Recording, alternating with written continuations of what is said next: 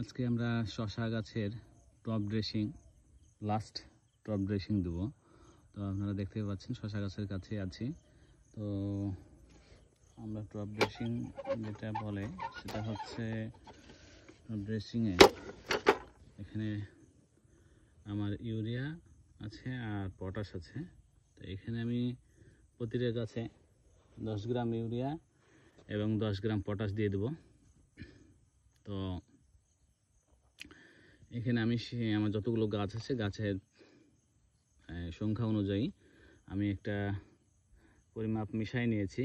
তো এটাকে আমি এখন প্রতিটা গাছের গোড়ায় যেহেতু 10 গ্রাম যেহেতু, তো আমি এখানে টোটাল এটা আমার 10 গ্রামের চামচ। তো আমি এখানে এইভাবে 10 গ্রাম করে 20 গ্রাম দিয়ে দেবো, দিয়ে জাস্ট মাটিটা চাপা দিয়ে দেবো এতটুকুই। আর সার দেওয়ার পরে সাধারণত পানি না দিলে আপনার সারটা কনজিউম হয় না, অর্থাৎ সার যদি কনজিউম হয়, যেহেতু এগুলো শোষণের মাধ্যমে গাছ খায়, সো এটাকে তরল হয়ে যেতে হবে, গলে যেতে হবে, তারপরে গাছ নিতে পারবে।